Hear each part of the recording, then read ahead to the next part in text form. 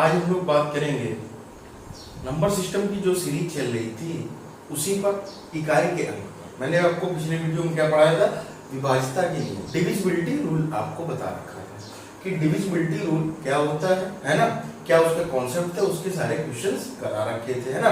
तो हम लोग बात करते हैं आज इकाई के अंक पर। इकाई का अंक का पूरा कॉन्सेप्ट क्या है, उस चीज को पूरा समझेंगे, उनके सवाल भी देखेंगे, किस तरीके से एग्जाम में सवाल किससे बनते हैं, प्राय हर एग्जाम में यार पूछे जाते हैं, है ना। तो चलिए बात करते हैं इकाई के अंक पर। तो इकाई का अंक क्या है, सबको पता है कि इकाई, दहाई, सैकड़ा या अगर कोई संख्या सपोज दैट इस तरीके से लिखी हुई है, मैंने आपसे पूछा कि इसमें इकाई का अंक क्या है, तो हम लोग किस तरफ से मेरे भाई गिनते हैं, हमेशा बाईं तरफ से, बाईं से इस तरफ की तरफ चलते हैं, है ना। तो इकाई, दाई, ठीक, ये क्या होता है इकाई, ये क्या होता है मेरे भाई, दाई, ठीक। इकाई, दाई, अगर हम और यहां पर एक संख्या लिख दें क्या हो जाएगा, सैकड़ा। इकाई, दाई, सैकड़ा, फिर यहां पर अगर एक संख्या और लिख दें तो क्या हो जाएगी, क्या अभी 1000 है, नहीं, यहां पर कुछ वैल्यू लिखनी पड़ेगी तो हम लिख लेते हैं 4, ठीक है। 1000, फिर कितना चलेगा, 10,000, इस तरीके से लाख, 10 लाख, इस तरीके से आपका चलता रहेगा, ठीक है। तो मेन जो कॉन्सेप्ट है क्या है, इकाई का अंक पर। तो इसी पर हम लोग बात करते हैं कि क्या क्या कॉन्सेप्ट रहते हैं जब लंबे सवाल हो जाते हैं। जैसे आपके सामने मैं इस तरीके से कोई सवाल दे दूं, 27 × 40, 27 और 48 के गुणनफल में इकाई का अंक क्या है, तो आप तुरंत ही बता देंगे। किस तरीके से, तो कुछ लोग इसका गुणा करके बताएंगे कि पूरा गुणा करें, फिर नहीं मेरे भाई, आप केवल इसका, है ना, इन दोनों के क्या करेंगे, इकाई के अंक का गुणा करेंगे। क्या करेंगे, दोनों के इकाई के अंक का गुणा करेंगे, तो जो संख्या आएगी, जैसे 8 7 कितना हो जाएगा मेरे भाई, 56, ठीक। अब 56 आई तो इसमें भी आपको केवल इकाई का अंक ही तो देखना है ना, केवल गेम किसका है मेरे भाई, इसका, तो इसका इकाई का अंक कितना होगा, 6। ऐसा हो क्यों रहा है वो भी आप समझ लीजिएगा, क्योंकि 27 × 48, ठीक। अब हम लोग इसमें करते हैं गुणनफल, ठीक। प्रॉपर कॉन्सेप्ट को समझते हैं, क्या क्यों ऐसा हो रहा है कि हम लोग केवल एक ही अंक का गुणा क्यों करते हैं और फिर उसका एक इकाई का अंक ही क्यों लिखते हैं। मैं बता रहा हूं उसका कॉन्सेप्ट कि 8 7 कितना हो गया मेरा भाई, 56, 5 8 दूनी 16, 5 21, अर्थात कितना होगा 216, 7 चौक 28 और 4 दूनी 8 2 10, ठीक। समझिएगा 6 9 2 1, ये इसका टोटल गुणनफल, ठीक। लेकिन जो इसका इकाई का अंक है ना, आगे से हमें कोई लेना देना नहीं, इधर से हमें कोई लेना देना नहीं है कि इधर क्या हो रहा, हमें केवल लेना देना है इससे, ठीक है। तो इसके नीचे क्या रहता है, ये गुणा, तो वो एज इट इज वो संख्या कहां पर आ जाती है, आप देखिएगा इस तरीके से कि वो एज इट इज जो संख्या होती है वो कहां पर आ जाती है, यहाँ पर। इससे कोई फर्क नहीं पड़ता, यहाँ जो हासिल वगैरह जो भी, जैसे 8 7 56 था, 5 हासिल आया, वो अपना उधर एडजस्ट हो जाएगा, लेकिन इस पर क्या कोई फर्क पड़ रहा है, तो आप बोलेंगे नहीं सर, है ना। तो यहाँ पर कोई फर्क नहीं पड़ रहा है, तो इस वजह से इसका ही इकाई का अंक 6 होगा, है ना। इसी वजह से अगर मैं आपको और भी कोई संख्या दे दूं, सपोज दैट 40 × 59, ठीक। तो अब आपको कुछ नहीं करना है, अगर मैंने पूछा 40 × 59 में इकाई का अंक बताइए, तो आपको इसका गुणा केवल इसमें करना था, इसका इकाई का अंक कितना होगा, है ना, यही तो होगा। तो इस तरीके से ये हो गया। अब देखते हैं कुछ भाग पर भी देखेंगे, छोटे से कॉन्सेप्ट से समझते हैं चीजों को किस तरीके से, फिर देखना अभी आप बहुत ही एक्सट्रीम लेवल पर चले जाएंगे। जैसे मान लेते हैं 27, ठीक, भागे 3, ठीक है, 27 भागे 3 इकाई का अंक बताइए, तो 9 आएगा इसका, है ना। अभी अब अगर मैं आपसे बात करूं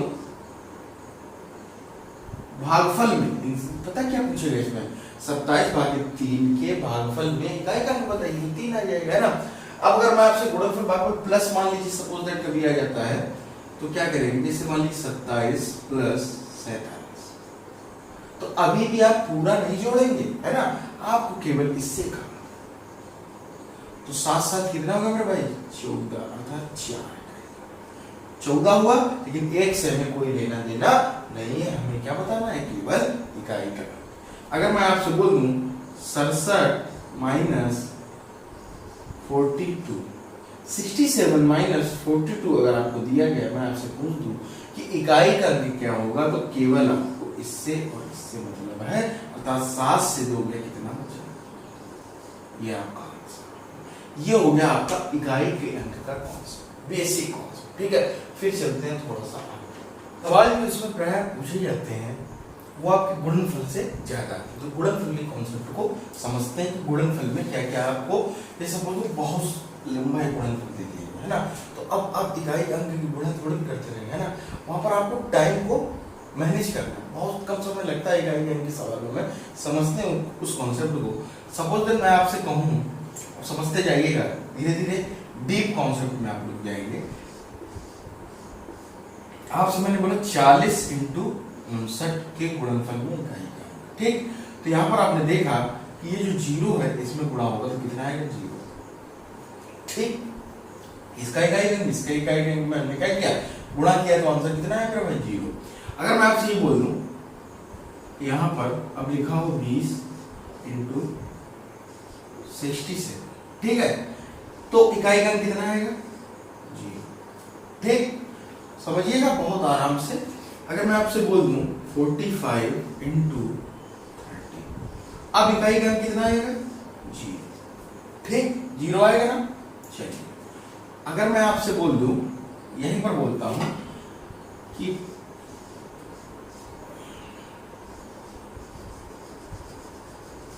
अब इकाई का अंक कितना आएगा, हमें क्या मतलब, केवल इकाई अंक, इससे अभी भी इकाई का अंक कितना आएगा 0। तो अर्थात यहां से एक कॉन्सेप्ट निकल कर आया, इस चीजों से आपने 4 सवाल देखे, चारों से एक कॉन्सेप्ट निकल के आया कि अगर, नोट डाउन कर सकते हैं इसको आप लोग, कि अगर किसी संख्या में 0 से गुणा करते हैं, अगर किसी संख्या में, पहले इसको समझते हैं ना, पहले आप सुनिएगा, सुनने से क्या रहता है, आप खुद लिखिएगा तो कॉन्सेप्ट और अच्छा होगा, कि किसी संख्या में 0 से गुणा करने पर सदैव इकाई का अंक 0 आएगा। किसी भी संख्या में अगर इकाई का अंक 0 है और गुणनफल में लिख रखा है, तो इकाई का अंक सदैव 0 होगा, ठीक। आप समझते हैं किस तरीके से इस पर और भी लंबे सवाल बन सकते हैं, देखते हैं। जैसे मान लीजिए आपके सामने मैंने इस तरीके से दिया,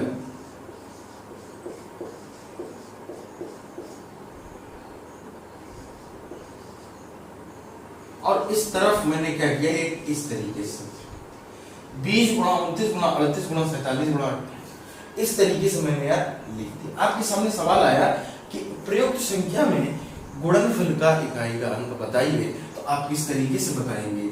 आपको अब इसको, अब कुछ बच्चे इस तरीके से चलेंगे, 8 2 56 6 8 6 48 8 8 72, तो कुछ नहीं, आपने केवल इसको देखा, इसको देखा कि इसका इकाई का अंक क्या है 0, अर्थात ये अब क्या करेगा, सबको 0 बना देगा, अर्थात इसका आंसर सदैव 0 ही आएगा। इकाई अंक मेरे भाई कितना आएगा, सदैव 0, ठीक है। एक संख्या में भी अगर यार 0 लिख रखा है ना, तो उसका संख्या का मान, इकाई का अंक सदैव 0 होगा, चाहे फिर वो कितना भी बड़ा गुणनफल, कितना भी बड़ा, है ना, हम कुछ भी लिख सकते हैं, लेकिन वही बात कि अगर इकाई का अंक कहीं से 0 आ गया तो वो संख्या सदैव 0, ठीक। समझते हैं अगले कॉन्सेप्ट को कि किस तरीके से कॉन्सेप्ट काम करता है। आप देखिएगा स्क्रीन पर कि अगर मैं आपके सामने लिखूं इस तरीके से 42 इंटू 45, बात तो समझिएगा, बहुत डीप जाने की जरूरत नहीं है, केवल छोटे से सवालों से आप धीरे धीरे देखना कहाँ पहुंच जाएंगे। यहाँ पर देखिए इकाई का क्या है मेरे भाई 2, और यहाँ पर इकाई का कितना 5। अब इनका अगर हम गुणनफल करते हैं तो कितना आएगा, 5 दूनी 10, ठीक, समझते हैं। अब मैंने यहाँ पर क्या लिखा, इस तरीके से लिखा, सपोज दैट यहाँ पर मैं संख्या और बदल देता हूँ, 58 इंटू 25, ठीक, 58 इंटू 25। मैंने आपसे पूछा कि गुणनफल की इकाई का कितना होगा, तो 8 5 40 अर्थात, ठीक।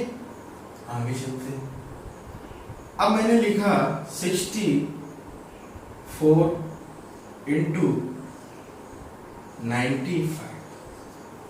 अब इकाई अंक मैंने अगर आपसे पूछा, आपने क्या बताया, ठीक, अगर मैं एक सवाल और ले लेता हूं,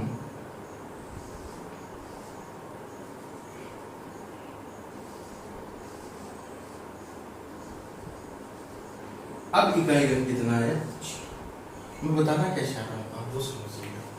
यहाँ पर 2 था, यहाँ पर 8 था, यहाँ पर 4 था, यहाँ पर भी 4 था। अगर हम यहाँ पर 6 भी लिख दें तब भी कोई फर्क नहीं पड़ेगा। अभी देखिए मैंने यहाँ पर 6 लिखा तब भी इतने का घन 0 है। अगर मैं यहाँ पर तो 2 4 6 8 कुछ भी लिख दूं, 2 लिख दूं, तब भी इकाई घन कितना आएगा 0।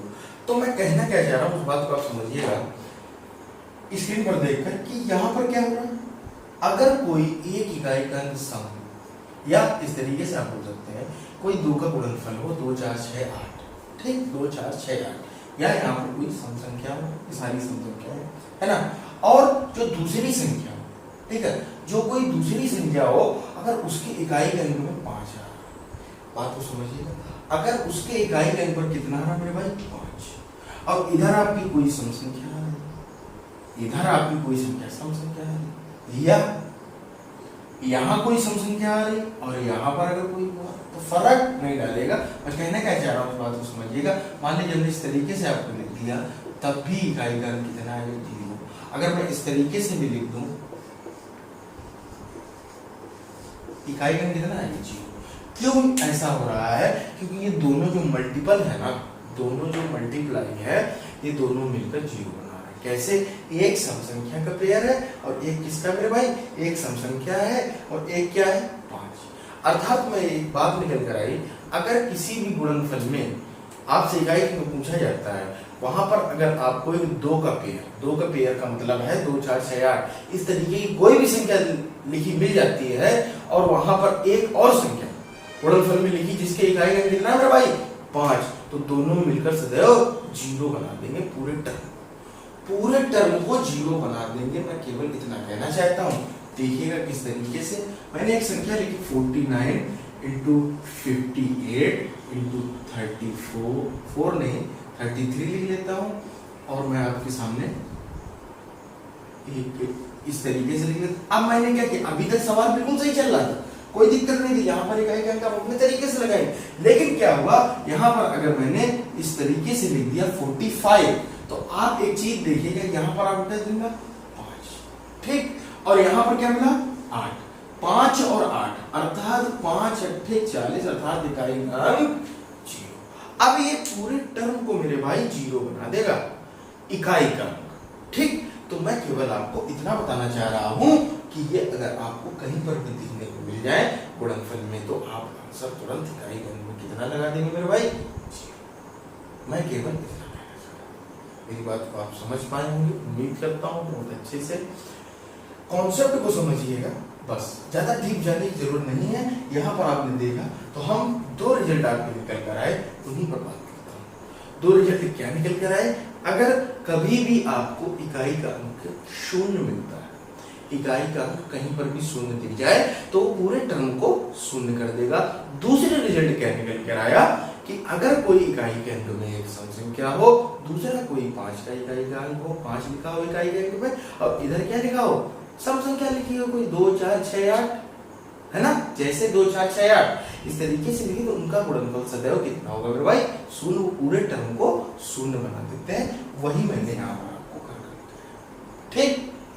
अब अगले कॉन्सेप्ट पर चलते हैं। कॉन्सेप्ट नंबर ये जो तीसरा आपका देखेंगे, इसको समझते हैं क्या रहेगा।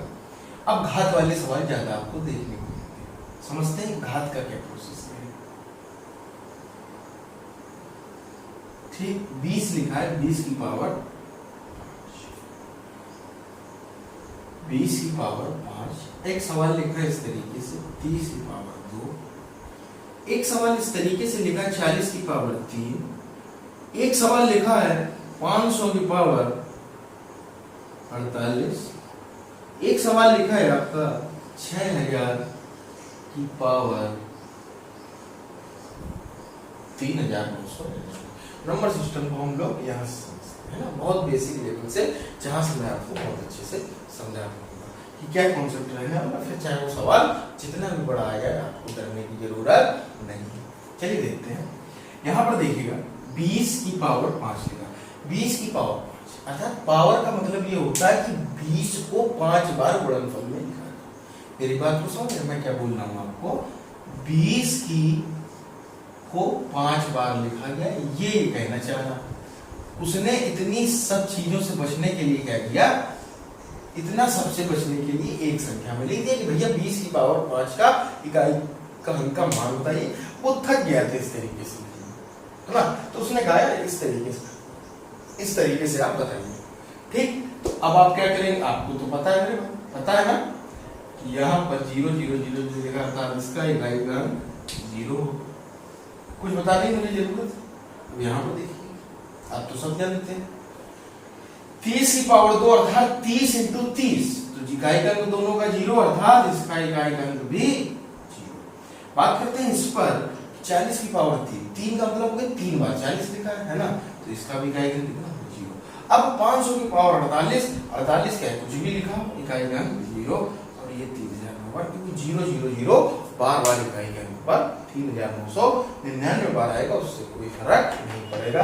अर्थात यहाँ से मैं एक बात कहना चाह रहा हूँ भाई कि 0 की पावर कुछ भी लेंगे, ठीक है, किसी भी संख्या में अगर 0 लिखा हुआ है और उसकी पावर कुछ भी लिखा है तो उसका इकाई का अंक सदैव कितना है 0, हमेशा शून्य आएगा।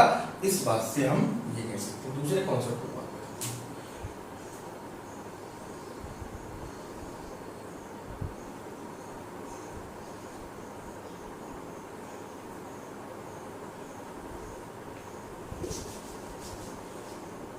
दूसरे कॉन्सेप्ट पर बात करता हूं, क्या रहने वाला है। अगर मैं आपसे बोलूं, यहाँ पर देखिए, आप स्क्रीन पर केवल देखिए, कॉन्सेप्ट को समझते हैं। 31 की पावर, ठीक, 51 की पावर 4, 61 की पावर 7,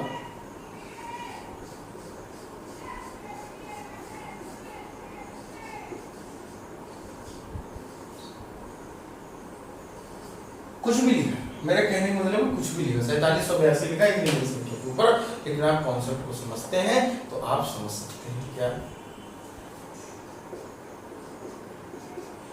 31 की पावर 2 का मतलब क्या, 31 इंटू 31 है ना, यही तो है कि 31 इंटू 31। अब इकाई का अंक कितना आएगा मेरे भाई, 1 आएगा, 1 गुणा 1 का अगर आप 1 गुणा करें तो कितना आएगा 1। 51 की पावर 4 अर्थात 51 आप 4 बार लेगा, तो 51 से हमें कोई लेना देना, हमें इकाई का अंक से लेना देना, अर्थात हमें तो 1 से लेना देना, अर्थात इसका इकाई का अंक कितना आएगा। अब 61 है ना, 61 की पावर 7, इसका भी इकाई का अंक कितना है 1, क्योंकि 61 7 बार लिखा है, तो 7 बार 1 1 का गुणा होगा, तब भी हमेशा 1 ही आएगा। अब यहाँ पर हम कितना बोल सकते हैं, अर्थात हमारे पास दो कॉन्सेप्ट निकल कर आ गए, किसके किसके, 0 और 1। ठीक है, इसको थोड़ा सा बात करता हूँ, यहाँ पर समझते हैं तीसरे कॉन्सेप्ट क्या है। मैंने लिखा 55 की पावर 2, ठीक है, 65 की पावर 3, 75 की पावर 8, ठीक, और 95 की पावर 95, और यहाँ पर मैं कुछ भी लिख सकता हूँ, कुछ भी लिखना, ठीक है, नीचे वाले को कुछ भी लिख लो, क्योंकि हमें यहाँ से कॉन्सेप्ट पूरा समझना है। तो क्या होगा, देखिए 55 की पावर 2 का मतलब क्या है, 55 इंटू 25, अर्थात ये इकाई का कितना है, 55 25 अर्थात समझिएगा। 65 की पावर 3 अर्थात 65 इंटू 65 5 5 5 अर्थात इकाई का अंक 5। अब मैं ये आपसे कहना चाह रहा हूँ कि इकाई के अंक पे 5 लिखा, उसकी पावर कुछ भी लिखी हो तो वहां पर सदैव कितना है 5। मैं बस आपसे इतना बताना चाह रहा हूँ, है ना। तो आपने देखा 1 0 5, एक और संख्या बस यही है, उसको भी आप लोग समझ लीजिएगा। देखिए 66 की पावर 2, 76 की पावर 3, 86 की पावर 7, अब कुछ भी लिखा है, कॉन्सेप्ट को समझते हैं यहां से। अब 66 इंटू कितना हो जाएगा, 6 कितना हो गया मेरे भाई 36, अर्थात इकाई का कितना आया 6। अब अगर 76 की पावर 3 लिखी, इसका मतलब क्या है 76 गुणा 76 गुणा 76, इस तरीके से ना, वो यही कहना चाह रहा है। अब अगर हम लोग गुणा करेंगे तो 6 6 36, 36 का 6 और 6 का 6 में फिर गुणा हो गया, अर्थात जो पेयर बना रहा है वो सदैव 6 का बना रहा, अर्थात 86 की पावर 7 इसका भी कितना होगा 6। अर्थात अब मैं ये कह सकता हूँ अब हमारे पास 4 नंबर निकल कर आ गए हैं, कौन कौन से कि 0 1 5 6, 0 1 5 6 अगर इकाई के अंक पर है, अगर 0 1 5 6 के का इकाई का अंक सदैव वही रहेगा, इकाई का अंक सदैव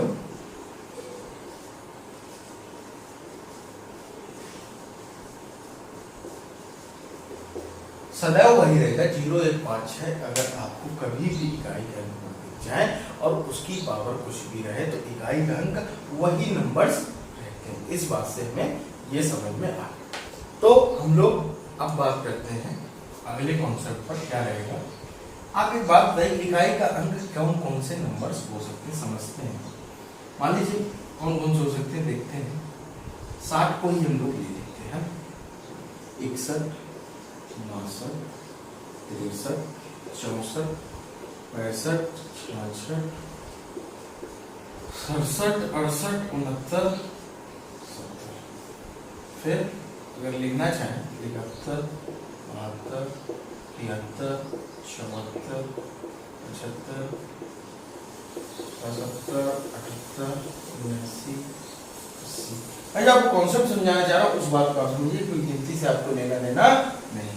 इकाई का अंक हम लोग अब देखते हैं कौन कौन से हो सकते हैं, फिर उन पर बात करते हैं। किन पर हम लोगों ने बात कर ली और किन पर बात करना बाकी है। यहां पर आप देखिएगा ये सारे आपके इकाई के अंक है ना, ये जितने भी अंक दे रखे हैं ये सारे आपके इकाई के अंक हैं। यहाँ पर देखिए 0 1 2 3 4 5 6। तो यहाँ पर इकाई का कौन कौन सा है नोट डाउन कर लिए, 1 2 3 4 5 6 7 8 9। इकाई के अंक आप लोग देख रहे होंगे केवल कितने हैं, 0 1 2 3 4 5 6 7 8 9 और इसके बाद फिर रिपीट होने लगे। देखिए 0 1 2 3 4 5 6 7 8 9 फिर 0 आगे 0 से फिर इसी तरीके से चेन चलती रहेगी अनगिनत, ठीक है, उससे कोई लेना देना नहीं है। तो हमें केवल इकाई के अंक कितने होते हैं, 3 2 5 5 5 10 आपके इकाई के अंक। इन्हीं की घात पर हम लोग बात करेंगे, इन्हीं की केवल घात पर बात होती है। अगर बात होती है तो हम लोग किस पर कर चुके हैं, 0 1 5 6 0 1 5 6 पर हम लोगों ने बात कर ली है कि 0 1 5 6 अगर इकाई के अंक पर कभी भी दिखता है तो उसकी घात पर चाहे कुछ भी बना रहे उसका इकाई का अंक सदैव वही रहता है ना। तो हम लोगों ने 4 टर्म पर बात कर ली, बचे कितने 6, उन पर भी बात करते हैं। ये सब संख्या को हम उठाते हैं 2 की पावर 1 समझते जाइएगा, 2 की पावर 2 2 की पावर 3 2 की पावर 4 और 2 की पावर 5। ठीक इस तरीके से सवाल मैंने आपको दे रखा है कि इनके सबके इकाई के अंक बताने हैं। तो आप देखिए 2 की पावर 1 का अर्थात मतलब हो गया 2, इसका इकाई अंक कितना है। अब इसका 2 बार गुणा अर्थात 2 दूनी 4, इकाई अंक कितना है 4। इसका कितना आया 8, इसका कितना आएगा 8 दूनी 16 अर्थात इकाई का अंक 6। फिर कितना आया 32, 32 के बाद फिर कितना आया 4। अगर मैं यहाँ पर लिखूं 2 की पावर 7 2 की पावर 8 2 की पावर। अब मैं यहाँ पर आपको दिखाता हूँ क्या सीरीज चल रही, वो कॉन्सेप्ट को समझिएगा। कुछ लोग रख लेते हैं 4 से भाग देते हैं, 4 से क्यों देते हैं वो मैं आपको समझाता हूँ। यहाँ पर देखिए 2 की पावर 1 अर्थात 2, 2 की पावर 2 अर्थात 4, 2 4 8 6। फिर देखिए आप रिपीट होने लगा वही क्रम 2 4, इसका मैं कह सकता हूँ 6 आएगा, इसका मैं कह सकता हूँ 8 आएगा, इसका फिर 2 आएगा। ठीक है, तो 4 की पावर के बाद वही इकाई का अंक रिपीट होने लगता है। 4 की पावर के बाद वही इकाई का अंक रिपीट होने लगता है। मैं आपको और अच्छे से करके दिखा सकता हूं। अब मैं दिखाता हूं आपको 3 पर। ठीक है, कि 3 वर्ग इस तरीके से रहने वाला है। जैसे मान लीजिए मैंने कहा 3 की पावर 1, 3 की पावर 2, 3 की पावर 3, 3 की पावर 4, 3 की पावर 5, कुछ भी हो, इधर देखिएगा 3 की पावर 1 का मान 3, 3 की पावर 2 का मान 9, इसका 7, इसका कितना आएगा मेरे भाई 1, इसका कितना आएगा फिर 3, फिर 9। अब मैं यहाँ पर कुछ भी नंबर लिखा हो, 3 की पावर अगर 7 लिखा होगा तब भी क्या है। तो अब देखिए हो क्या रहा है, हो ये रहा कि 3 9 7 1 के बाद 3 9 7 1 फिर रिपीट हो रहा, अर्थात 4 की पावर के बाद संख्या रिपीट कर रहे हैं। आप किसी में भी चले जाइए, सपोज दैट मैं अब आपको दिखाता हूं कुछ इस तरीके से 2 3, अब चले जाइए आप 7 पर भी आपका रिपीट होगा। देखिए किस तरीके से 7 पर अगर मैं बात करूं 7 की पावर 1, 7 की पावर 2, 7 की पावर 3, 7 की पावर 4, 7 की पावर 5, 7 की पावर 6, 7 की पावर 7, ठीक। तो यहाँ पर देखिए कितना आएगा 7, यहाँ पर 7 से 49 अर्थात 9, अब 3, इसका आएगा 7 की पावर 4 कितना आएगा 1, फिर कितना आ जाएगा 7, फिर कितना आ जाएगा 9। इस तरीके से सीरीज इसकी चलती रहेगी, अर्थात आप देख रहे होंगे 7 9 3 1, 7 9 3 1, फिर आगे चलता रहेगा। अर्थात 4 के बाद 4 तक संख्या बदलती है, 4 के बाद फिर क्या होता है रिपीट हो जाती है, वही नंबर्स रिपीट होने लगते हैं 7 9 3, है ना। तो यही यहाँ से कॉन्सेप्ट निकल रहा है। अगर अब आपको किसी भी संख्या